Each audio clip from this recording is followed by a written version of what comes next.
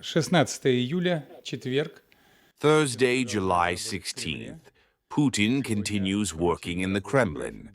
Today is a routine work schedule with no major public events, but there is an important meeting. Today, Putin will meet with Kusnulin, the deputy prime minister who oversees our country's systemically important construction sector, an industry that is developing quite rapidly, naturally not without its challenges, but demonstrating a fairly robust growth rate. Today, he will hold a general overview meeting with Kusnulin on all aspects of this sector's development. Once again, the president has no other major public events planned. Do you have any questions today? Volodymyr Zelensky dismissed Ukrainian Defense Minister Mikhailo Fedorov in Kyiv and other cities. This has sparked protests. Earlier, Prime Minister Yulia Seredinko's government was announced to be resigning. But returning to Fedorov, was this a surprise for the Kremlin? And are any changes expected in the development of the special military operations in connection with this decision? Thank you. You know, we, of course, monitor all news related to the Kyiv regime, especially as the SVO continues. But ultimately, it doesn't matter who the Minister of Defense is. What's most important to us is that there's someone in the Kyiv regime who will take responsibility and make a responsible decision that will enable a peaceful settlement or that will allow the completion of the special military operation. Kyiv knows very well what decisions need to be made. It's important for us to have such people there. Thank you very much. Anything else? Urara, can I ask a question? Yes, please.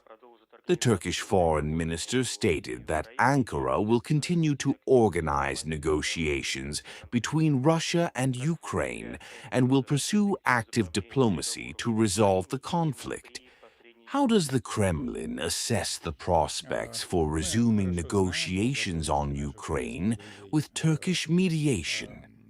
We are well aware of our Turkish friends' readiness to continue promoting a peaceful resolution to the situation around Ukraine.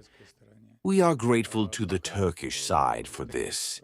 There are currently no immediate prospects for resuming the negotiation process.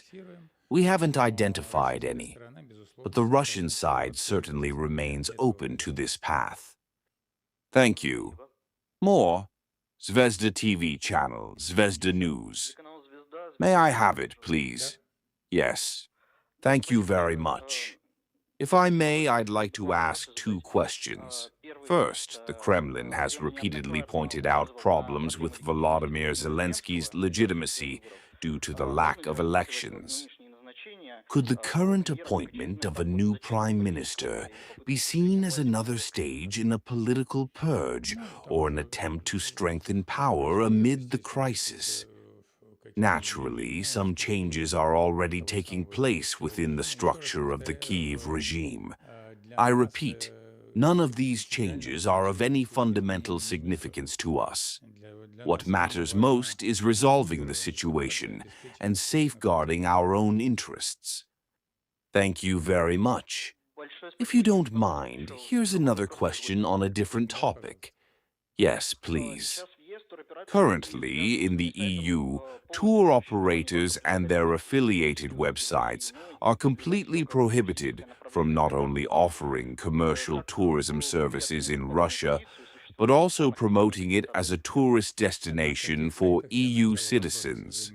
How does the Kremlin view this position?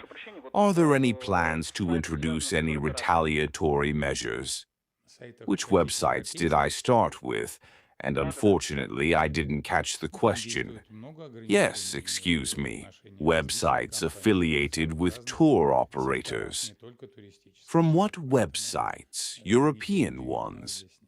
Yes. Well, there are many restrictions in place there, and they apply to various companies in a wide variety of sectors, not just tourism.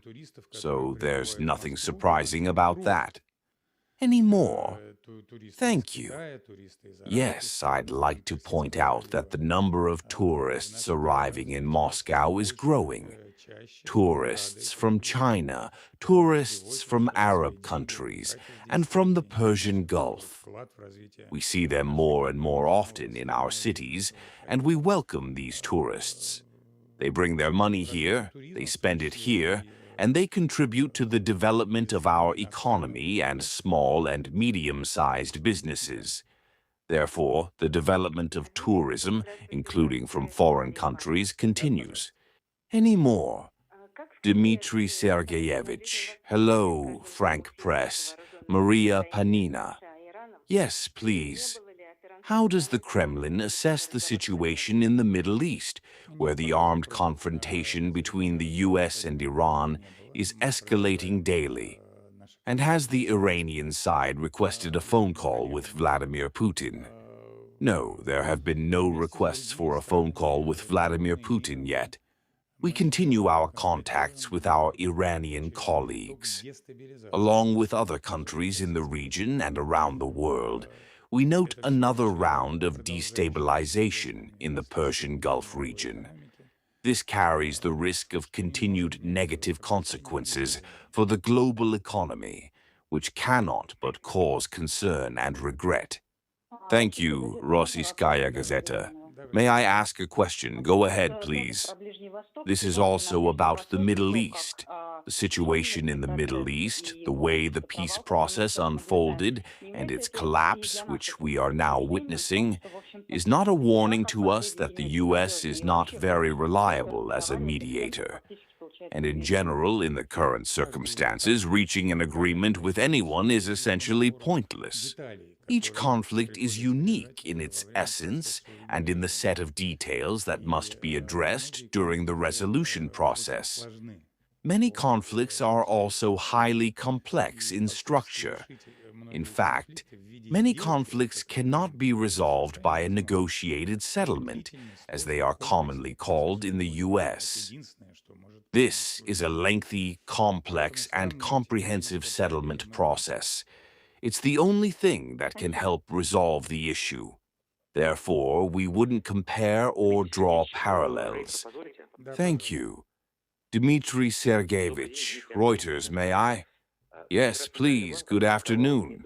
Dmitry Antonov, Reuters.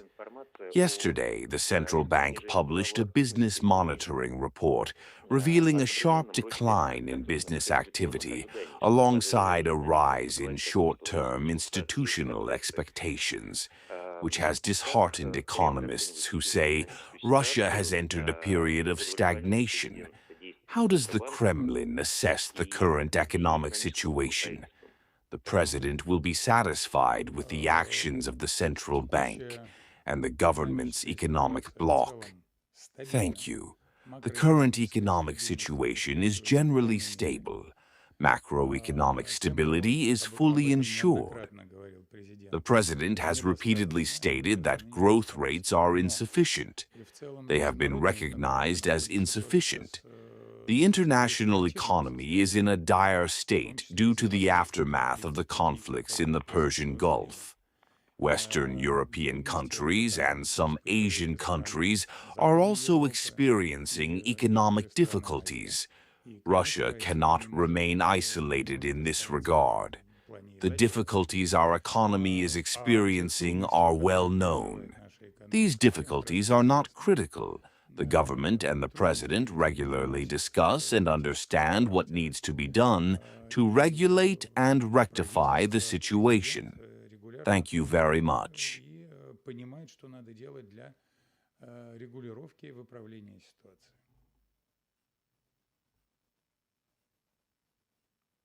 Спасибо вам большое.